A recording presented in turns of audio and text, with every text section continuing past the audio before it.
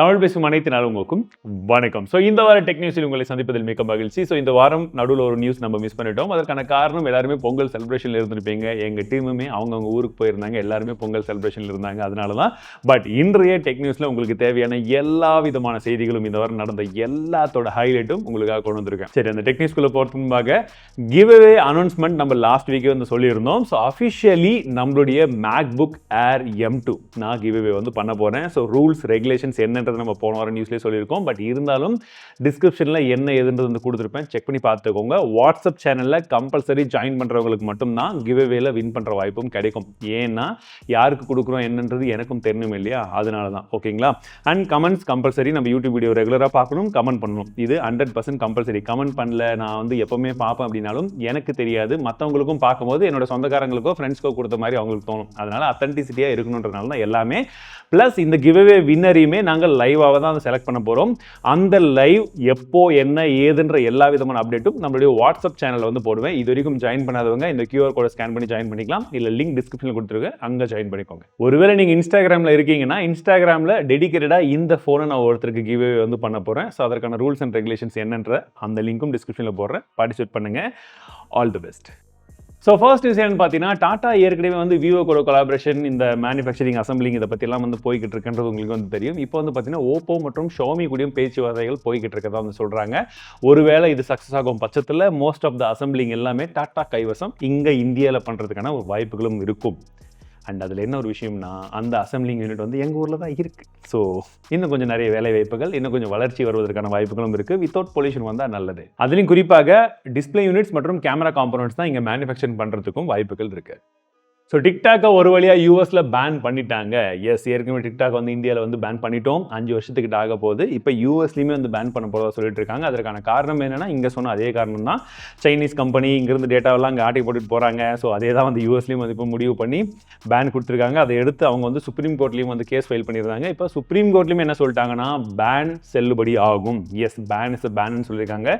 ஜனவரி 19ஆம் தேதியில் இது அமலுக்கு வரும் அப்படின்றது போலையும் சொல்லிட்டு இருக்காங்க. இன்பிட்வீனில் அவங்களுக்கு ஒரே ஆப்ஷன்ஸ் இருக்குது. மேபி யூஎஸ் உடைய டிக்டாக் ஆப்ரேஷன்ஸை ஃபுல்லாக அங்கே இருக்கக்கூடிய யூஎஸ் சிட்டிசன்ஸ்க்கு, யூஎஸில் இருக்கக்கூடிய ஏதாச்சும் ஒரு கம்பெனிக்கும் அங்கே இருக்கக்கூடிய பணக்காரருக்கு வந்து விற்கக்கூடிய ஒரு வாய்ப்புகள் இருக்குது. பட் அதை விற்பாங்களான்ற ஒரு கேள்வியும் இருக்குது. ஏன்னா இப்போவே வந்து பார்த்தீங்கன்னா இலான் மஸ்க் நான் வாங்குறது ரெடின்றது போல் சொல்லிட்டு இருக்காராம். இன்னொரு சைடில் வந்து பார்த்தீங்கன்னா மிஸ்டர் பீட்ஸ் நான் வாங்கலான் இருக்கேன்ப்பா அப்படின்றது போல் சொன்னதே நிறைய பணக்காரங்களாம் மிஸ்டர் பீட்ஸை வந்து கான்டாக்ட் பண்ணியிருக்காங்க. ஸோ என்ன எக்ஸாக்ட்லி நடக்க போகுதுன்னு தெரியல. பட் இன்னொரு சைடில் டிக்டாக் கிட்ட இருந்து அஃபிஷியலி எந்த ஒரு கன்ஃபர்மேஷனும் வரல. பட் மோஸ்ட்லி அவங்க ஒன்று எங்களை பர்மிஷன் பண்ணால் நாங்கள் நடத்துகிறோம், இல்லாட்டி நாங்கள் இங்கே வந்து இருக்கிறதே கிடையாது அப்படின்னு சொல்லிட்டு பொட்டையை மூடிட்டு கிளம்பிடுவோம் அப்படின்றது போல தான் சொல்லிட்டு இருக்காங்களாம். காரணம் என்னென்னா, டிக்டாக்குடைய அல்காரிதம் அந்த மாதிரி ஒருவேளை விற்றாங்கன்னா அந்த அல்காரிதம்லேருந்து எல்லா விஷயங்களும் வந்து யூஎஸ் கைக்கு கிடைச்சிரும் அப்படின்றதுனால சைனீஸ் கவர்மெண்ட் இதற்கு அப்ரூவல் கொடுக்க மாட்டாங்கன்றது போலையும் பேச்சுவார்த்தை போய்கிட்டு இருக்கு. பாருங்கள், ஒரு விஷயம் எந்த அளவுக்கு நம்ம மைண்ட் ஆக்குபை பண்ணுறதுக்கு இந்த அல்காரிதம் வச்சு அவங்கலாம் ட்விஸ்ட் பண்ணுறாங்கன்னு. இதில் எத்தனை பேர் உண்மையாகவே வந்து வாங்குறதுக்கு விருப்பம் தெரிவிச்சிருக்காங்க, எத்தனை பேர் வந்து சும்மா விளையாட்டுக்கு போட்டிருக்காங்கன்றது உங்களுக்கே வந்து தெரியும். ஏன்னா எல்லாமே வியூஸ் தான். ஸோ அதை சொல்லும் போதே மார்க் மாம்ஸ் வந்து பார்த்தீங்கன்னா ஒரு பாட்காஸ்ட் வந்து பேசியிருக்காரு. அதாவது மார்க் ஜுக்கர்பர்க் என்ன சொல்லியிருக்காங்கன்னா, ஆப்பிளை பற்றி கேட்டதுக்கு ஆப்பிளில் இனோவேஷன்லாம் செத்து போச்சுப்பா, அதெல்லாம் ஒரு காலத்தில் கொண்டு வந்தாங்க புதுசாக. இப்போ என்னடானா சும்மா அதாவது ஏற்கனவே ஒட்டின பஞ்சரியை திரும்ப ஒட்டின்னு பட்டி டிங்கரிங் பார்த்துக்கிட்டு இதே மாதிரி தான் இருக்காங்க. இனோவேஷன் அப்படின்றதே அங்கே வந்து கிடையாது அப்படின்றத போலையும் சொல்லியிருக்காங்க. இதற்கெல்லாம் இன்னொரு விஷயம் என்னென்னு பார்த்தீங்கன்னா, மெட்டா வந்து அவங்களுடைய கிளாஸ்லாம் வந்து கொண்டு வந்தாங்க பார்த்தீங்களா, அந்த டைம்லேயே அவங்க வந்து ஆப்பிள் கிட்ட பெர்மிஷன்லாம் வந்து கேட்டிருக்காங்க. இந்த ஏர்போர்ட்ஸில் ஒரு சில விஷயங்களுக்கெல்லாம் எங்களுக்கு உங்கள் பெர்மிஷன்ஸ் வந்து கொடுங்க, நாங்கள் அந்த டிவைஸ் எல்லாம் யூஸ் பண்ணி கனெக்ட் பண்ணுற மாதிரி அப்படின்றது போல சொன்னதுக்கு ஆப்பிள் நோ, அதெல்லாம் நாங்கள் பண்ண முடியாது, ஏன்னா எங்களுடைய கனெக்ஷன் ப்ரோட்டோக்கால்லாம் நாங்கள் வந்து கொடுத்துட்டா ப்ரைவசி வந்து நான் வந்து காம்ப்ரமைஸ் பண்ணுற மாதிரி ஆகிடும் அப்படின்றத போல தான் சொல்லியிருக்காங்க. ஸோ பேச்சுவார்த்தை இந்த மாதிரி போனாலும் இன்னொரு சைடில் மார்க் மாம்ஸ் மற்றும் ஆப் டெவலப்பர்ஸ் எல்லாருமே ஆப்பிள் மேலே செம்ம கடுப்பாக தான் வந்து இருக்காங்க. அண்ட் யோசிச்சு பார்க்கும்போது ஒரு சைடில் சரியும் கூட. ஏன்னா ஆப்பிள் பெருசாக ரீசெண்ட் டைம்ஸ் ஏதாச்சும் இனோவேஷன் பண்ணியிருக்காங்களான்னா ஒன்றுமே கிடையாது. இனோவேஷன் த ரியல் இனோவேஷன் அதெல்லாம் ஒரு காலத்தில் இருந்தது, ஸ்டீவ் ஜாப்ஸ் இருந்த காலத்தில் அப்படின்னு சொல்கிற அளவுக்கு தான் இப்போதைக்கு இருக்குது நிலமை. மிஸ்டர் படம் லீவு இல்லாட்டி இந்நேரம் கண்ணீர் விட்டு கதறிப்பாப்பில். அண்ட் 5G டெஸ்ட் பண்ணும்போது தானே நீங்கள் அன்லிமிடெட் கொடுக்குறீங்க, நாங்கள் 4Gலேயே அன்லிமிடெட் தரோம் பாருங்கன்னு சொல்லிட்டு வோடஃபோன் ஐடியா வந்து இப்போ 4Gயில் அன்லிமிடெட் பேங்க் வந்து அறிமுகப்படுத்திருக்காங்க. ₹365 28 நாட்கள் வேலிடிட்டி அப்படின்னு சொல்லக்கூடிய அந்த பிளான்லேருந்து இது ஆரம்பிக்குதுங்க. ஸோ அவங்ககிட்ட 5G இல்லை, அதனால தான் 4G அன்லிமிடெட் வந்து கொடுக்குறாங்க. பட் கொடுக்க ஆரம்பிச்சிருக்காங்க. ஸோ வோடஃபோன் ஐடியா யூசர்ஸ் யாராச்சும் இருந்தீங்கன்னா அன்லிமிடெட் தேவைப்படுறதுனா நீங்கள் தாராளமாக வந்து யூஸ் பண்ணிக்கலாம்னு சொல்லியிருக்காங்க. ப்ளஸ் இது வந்து இப்போதைக்கு எந்தெந்த ஸ்டேட்டில் இருக்குன்னு பார்த்தீங்கன்னா ஆந்திர பிரதேஷ், தெலுங்கானா, கர்நாடகா, ராஜஸ்தான், மத்திய பிரதேஷ் அண்ட் சத்தீஸ்கர். இந்த இடத்துல மட்டும்தான் இப்போதைக்கு வந்து அனௌன்ஸ் பண்ணியிருக்காங்க. மற்ற ஸ்டேட்லையும் சீக்கிரமாக வரும்னு எதிர்பார்க்கலாம். நிதின் கட்கரி அவர்கள் என்ன சொல்லியிருக்காருன்னு பார்த்தீங்கன்னா, அந்த ரோட்டில் ஆக்சிடென்ட்லாம் நடக்கும்பொழுது அவங்கள காப்பாற்றி சேர்த்துறவங்களுக்கு 5,000 ரூபாய் கொடுத்துட்டு இருந்தோம், அது இனிமேட்டு 25,000 ரூபாய் தருவோம் அப்படின்றது போல சொல்லியிருக்காரு. நல்ல விஷயம் தான். ஏன்னா ஒரு சைடில் வந்து அந்த ஆக்சிடென்ட்டில் பாதிக்கப்பட்டவங்க அவங்களுடைய செலவை நாங்கள் ஏற்றுக்கிறோம்னு சொல்லியிருக்காங்க. இன்னொரு சைடில் அவங்களை காப்பாற்றுறவங்களுக்கும் ஒரு விஷயங்கள் வந்து பண்ணுறேன்னு சொல்லியிருக்காங்க. இதெல்லாம் வந்து இம்ப்ளிமெண்டேஷன் இன்னும் கொஞ்சம் ஸ்ட்ராங்காக அக்யூரேட்டாக கரெக்டாக இருக்கும் பட்சத்தில் எல்லாருக்குமே win win situation. If in case நீங்கள் யாராச்சும் ஜியோ ஏர் ஃபைபரோ ஜியோ ஃபைபரோ யூஸ் பண்ணிட்டு இருக்கீங்க அப்படின்ற பட்சத்தில் 899 ரூபாய் அப்படின்ற அந்த பிளான் இல்லை, 888 ரூபாய் அதற்கு மேலே இருக்கக்கூடிய பிளான்ஸை நீங்கள் யூஸ் பண்ணீங்க அப்படின்னா 2 வருஷத்துக்கு உங்களுக்கு யூடியூப்ல ப்ரீமியம் சப்ஸ்கிரிப்ஷன் ஃப்ரீயாக தருவோம் அப்படின்றது போல சொல்லிட்டு இருக்காங்க. ஸோ நீங்கள் நம்ம வீடியோஸ்லேருந்து எந்த வீடியோஸ் பார்த்தாலும் உங்களுக்கு அட்வர்டைஸ்மெண்ட்ஸ் வராது. ப்ரீமியம் ஒருவேளை நீங்கள் ஜியோ யூஸ் பண்ணிக்கிட்டு இருந்தீங்கன்னா இதை ட்ரை பண்ணி பார்க்கலாம். உண்மையாகவே ப்ரீமியம் நான் யூஸ் பண்ணிட்டு இருக்கேன், செம ஒர்த்து. ஸோ இஃப் இன்கேஸ் யாராச்சும் நீங்கள் வச்சிருந்தீங்கன்னா மை ஜியோ ஆப்லையோ இல்லை மை ஜியோ வெப்சைட்டில் போயிட்டு நீங்கள் உங்களுடைய கூகுள் அக்கௌண்ட்டை வந்து லாகின் பண்ணால் அது எந்த அக்கௌண்ட்டுக்கு நீங்கள் ஆக்சஸ் கொடுக்கணுமோ கொடுத்துட்டிங்கன்னா ஆக்டிவேட் ஆகிடும். ஸோ OnePlus உடைய 13 சீரிஸ் ரீசெண்டாக லான்ச் ஆயிருந்தது. 13R 2 மொபைல் லான்ச் பண்ணியிருந்தாங்க. அதோடைய ரிவ்யூஸ் நம்ம சேனல்லையும் இருக்கும், செக் பண்ணி பாருங்கள். கம்பேரிசன் சீக்கிரமாக கொண்டு வந்துடுறேன். இப்போ அடுத்ததாக 13 மினின்ற ஒரு ஸ்மார்ட் ஃபோன் வரதுக்கான சான்ஸ் இருக்குதா சொல்லிட்டு இருக்காங்க. பட் என்ன அட்வான்டேஜ்னு பார்த்தீங்கன்னா, இது வரைக்கும் அவங்க சிலிக்கான் கார்பன் பேட்டரி கொண்டு வந்துட்டு இருக்காங்க இல்லையா, அந்த பேட்டரி அதில் இருக்கும் பட்சத்தில் உங்களுக்கு சின்ன ஃபார்ம் ஃபேக்டர்லையும் அதிகமான பேட்டரி இருக்கிறதுக்கான வாய்ப்புகள் இருக்குது. ப்ளஸ் கூடவே வந்து பார்த்தீங்கன்னா OnePlus ரீசெண்டாக லான்ச் பண்ண OnePlus 13க்கான ஸ்க்ரீன் கார்டெல்லாம் நாங்களே விற்கிறோம்ப்பா 1499 ரூபா அப்படின்றது போல சொல்லிட்டு இருக்காங்க. ஸோ சர்வீஸ் சென்டருக்கு எடுத்துகிட்டு போய் நீங்கள் அவங்க கிட்ட கொடுத்தே கூட ஒட்டிக்கலாம். இஃப் இன்கேஸ் ஏதாச்சும் பிரச்சனை வந்தால் நீங்கள் தான்ப்பா அப்படின்னு கூட சொல்லிட்டு போயிடலாம். இல்லை நம்மளே வாங்கி ஓட்டணும்னா ஆன்லைனில் கிடைக்குது, நீங்கள் ஆர்டர் போட்டு வாங்கிக்கலாம் அஃபிஷியலாக வேணும்னா. இல்லாட்டி தேர்ட் பார்ட்டி இது நிறையா இருக்குது. யூவியெல்லாம் ஒட்டுறதா இருந்தால் கொஞ்சம் பார்த்து பத்திரமா ஒட்டிக்கோங்க, வாரண்ட்டி கிளைம் பண்ண முடியாது. ஸோ அடுத்ததாக ப்ளே ஸ்டேஷன் வந்து பார்த்தீங்கன்னா ஒரு நியூ சென்ஸை வந்து கொண்டு வர போகிறாங்களாம். தட் இஸ் ஸ்மெல் பண்ணக்கூடிய ஃபீச்சரை வந்து கொண்டு வர போகிறாங்களாம் ப்ளே ஸ்டேஷனில். எஸ், இனிமேல் நீங்கள் கேமிங்கெல்லாம் விளையாடும் போது நார்மலாக விளையாடலாம், பட் அந்த எந்த இடத்துல இருக்கும் எந்த மாதிரின்றதை பொறுத்து அந்த ஸ்மெல்லாம் வரும் அப்படின்னு வந்து சொல்லிக்கிட்டு இருக்காங்க. ஸோ இனிமேட்டு ப்ளே ஸ்டேஷன் விளையாடும் போதும் சரி, எப்படி இருக்கும் போதும் சரி, ஈஸியாக கண்டுபிடிச்சிடலாம். ஸோ அடுத்த அடேங்கப்பா நியூஸ் என்னன்னு பார்த்தீங்கன்னா, கேரள போலீஸார் ஏஐ உடைய பவரால் 19 வருஷத்துக்கு முன்பாக நடந்த ஒரு கொலைக்கான குற்றவாளிகளை இப்போ கண்டுபிடிச்சு பிடிச்சிருக்காங்க. ஸோ எக்ஸாக்டாக அந்த கதை என்னன்னா, 19 வருஷத்துக்கு முன்பாக ஒரு வில்லேஜில் கேரளாவில் ஒரு ஆணுக்கும் பெண்ணுக்கும் பழக்கம் ஏற்பட்டிருக்கு. அதுக்கப்புறம் அவங்க வந்து கர்ப்பமாயிருக்காங்க, குழந்தையும் வந்து பிறந்திருக்கு. பட் இல்லை நான் கல்யாணம் பண்ணிக்க முடியாதுன்னு சொல்லிட்டு அந்த நபர் விட்டுட்டு போயிருக்காரு.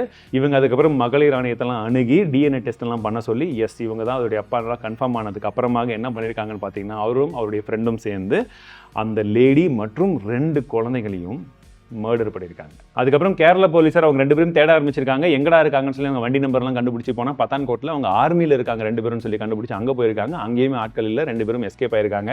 சரி, இவங்க இதனால வரைக்கும் எங்கே போனாங்கன்னு தெரியல. சரி, இப்போ 2023 கேரளா போலீஸார் என்ன பண்ணியிருக்காங்கன்னு பார்த்தீங்கன்னா, அந்த ஹோல்டு கேசஸ் எல்லாம் எடுத்து அதெல்லாம் கொஞ்சம் மறு ஆய்வு வந்து செய்ய ஆரம்பிச்சிருக்காங்க. ஏஐயுடைய பவரால் என்னெல்லாம் கண்டுபிடிக்க முடியும்னு வந்து டெஸ்ட் பண்ணும் பொழுது தான் இந்த 2 ஃபோட்டோவை வச்சு ஏஐயில் இன்னைக்கு இவங்க எப்படி இருப்பாங்க அப்படின்னு சொல்லி டெவலப் பண்ண ஆரம்பிச்சிருக்காங்க.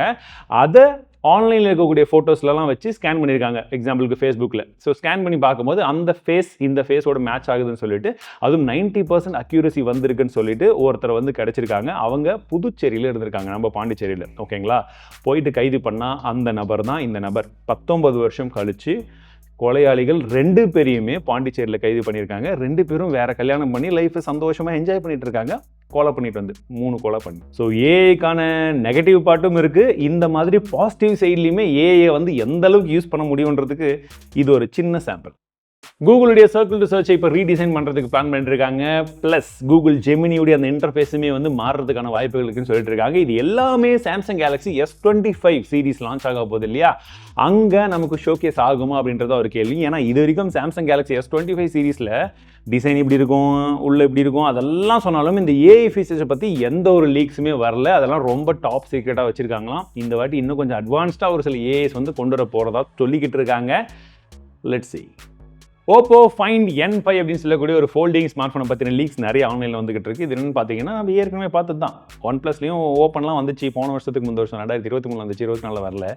எப்படா வரும்னா இந்த ஃபோன் வந்தால் அந்த ஃபோன் வந்த மாதிரி ரெண்டுமே ஓபி அதே தானே. எஸ், அதே ஃபோன் தான். பட் இதில் என்ன ஒரு ஸ்பெஷாலிட்டினா, இது ஃபோல்டிங்கில் இருக்கும் போதே வந்து பார்த்தீங்கன்னா ரொம்ப ரொம்ப ரொம்ப ஸ்லிம்மாக இருக்கும். 9.2 mm திக்னஸ் தான் அப்படின்னு சொல்கிற டைமில் அப்போ ஓப்பன் எவ்வளோடா இருந்துச்சு OnePlusன்னு பார்த்தீங்கன்னா 11.5 mm திக்னஸில் இருந்தது. ஓகேங்களா, அப்போ ஓப்பன் பண்ணி யூஸ் பண்ணும்போது எப்படி இருக்கும், இன்னும் செம திக்னஸ் வந்து கம்மியாக வந்து இருக்கும். ஸ்னாப்ட்ராகன் 8 ப்ராசர் அண்ட் எப்படியும் வந்து சிலிக்கன் கார்பன் பேட்டரிலாம் கொண்டு வந்துருவாங்க. கேமரா மட்டும் இவங்க செம்மையாக கொண்டு வந்துட்டாங்கன்னு வச்சுக்கோங்களேன், ஃபோல்டில் அல்டிமேட்டாக இருக்கும். கவுண்டர் பாயிண்டுடைய ரீசெண்ட் ரிசர்ச்சில் என்ன தெரிய வந்திருக்குன்னு பார்த்தீங்கன்னா, ஸ்மார்ட் ஃபோன் மார்க்கெட் எல்லாமே வந்து கடந்த 2 வருஷத்தில் ரொம்ப டவுனில் டிக்ளைனில் இருந்தது. இப்போ வந்து ரிகவரி ஆயிருக்குன்னு வந்து சொல்லியிருக்காங்க. ஆஃப்டர் கோவிட் வந்து ரொம்ப டவுனில் இருந்தது. அதுக்கப்புறமா வந்து பார்த்தீங்கன்னா சேல்ஸ்லேருந்து எல்லாமே வந்து டவுனில் தான் இருந்தது. பட் இப்போ நல்லாவே வந்து ரிகவரி ஆயிருக்குன்னு வந்து சொல்லியிருக்காங்க. அதில் அதிகமாக வந்து பார்த்தீங்கன்னா ஷாமி தான் வந்து நல்ல ரிகவரி ஆயிருக்கு அப்படின்றத பொடியும் வந்து சொல்லியிருக்காங்க. அதுக்கு அடுத்தபடி விவோ, ஓப்போ இவங்களும் பரவாயில்ல. ஆப்பிள் தான் செம்ம அடி வாங்கியிருக்கு. ஸோ இந்தியா வந்து ஒரு மிகப்பெரிய வரலாறு வந்து படைச்சிருக்காங்க. ஸ்பேஸ் டாக்கிங் இப்போ சக்ஸஸ்ஃபுல்லி நடைபெற்றிருக்கு ஜனவரி 16ஆம் தேதி. இதை பற்றி நம்ம ட்வீட்டும் வந்து போட்டிருந்தோம். நிறைய பேர் வந்து பாராட்டுகளும் வந்து சொல்லியிருந்தாங்க. US, ரஷ்யா, சைனாக்கு அடுத்தபடியாக இந்தியா தான் இதில் 4வது நேஷனாக இணைஞ்சிருக்காங்க. ஸோ இன்றைய ஆஸ் மிஸ்டர் டீட்டெயில் என்ன கொஸ்டின் வந்திருக்குன்னு வந்து பார்த்தீங்கன்னா, what browser you are using, requesting a video on different browsers, I am planning to ஸ்விட்ச் டு ஆர்க் அண்ட் ஜென்டுன்னு போட்டிருக்காங்க. நான் ஜென் வந்து யூஸ் பண்ணது கிடையாது, ஆர்க் ப்ரௌசர் யூஸ் பண்ணியிருக்கேன். பட் எனக்கு அது அந்தளவுக்கு வந்து ப்ரையாரிட்டியாக வந்து இல்லை. நான் 2 ப்ரௌசர் இல்லை 3 ப்ரௌசர் ப்ரையாரிட்டி வந்து யூஸ் பண்ணியிருக்கேன். ஒன்று வந்து பார்த்தீங்கன்னா ஃபயர்ஃபாக்ஸ், இன்னொன்று வந்து பார்த்தீங்கன்னா பிரேவ், மூணாவது வந்து பார்த்தீங்கன்னா மைக்ரோசாஃப்ட் எட்ஜ்.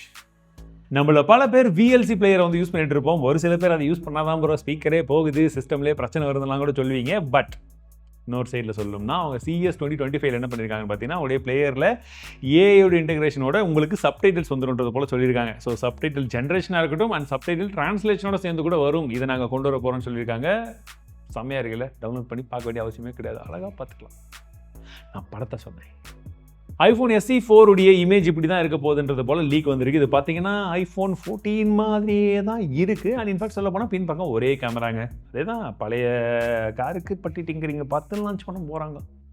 அதை பற்றி சொல்லும் போதே ஆப்பிள் வந்து பார்த்தீங்கன்னா சைனாவோட நம்பர் 1 பிளேயராக வந்து ரொம்ப வருஷமாக இருந்துட்டு இருந்தாங்க. இப்போ யாரா சைனாவில் லீடிங்கில் இருக்காங்கன்னு பார்த்தீங்கன்னா, ஆப்பிளை தள்ளி அட்டி உதச்சிட்டு அவர் 3வது பொசிஷனில் அனுப்பிச்சு விட்டாங்க.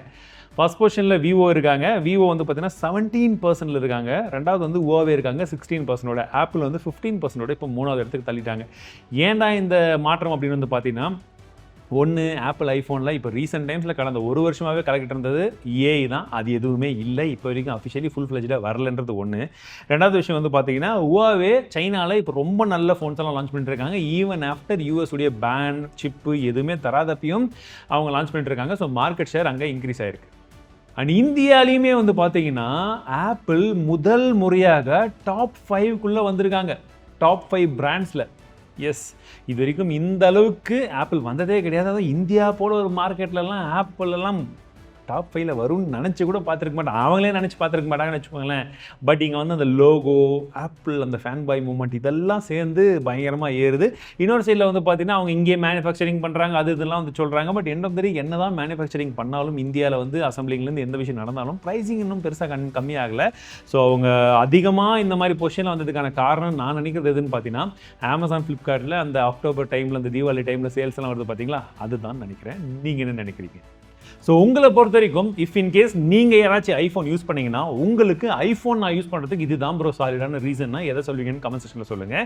இல்லை உங்கள் ஃப்ரெண்ட்ஸ் யாராச்சும் ஐஃபோன் யூஸ் பண்ணுறாங்கன்னா அவங்க இதுக்கு தான் ப்ரோ யூஸ் பண்ணுறாங்க அப்படின்னு சொல்லி நீங்கள் எதை நினைக்கிறீங்கன்றதை சொல்லுங்கள்.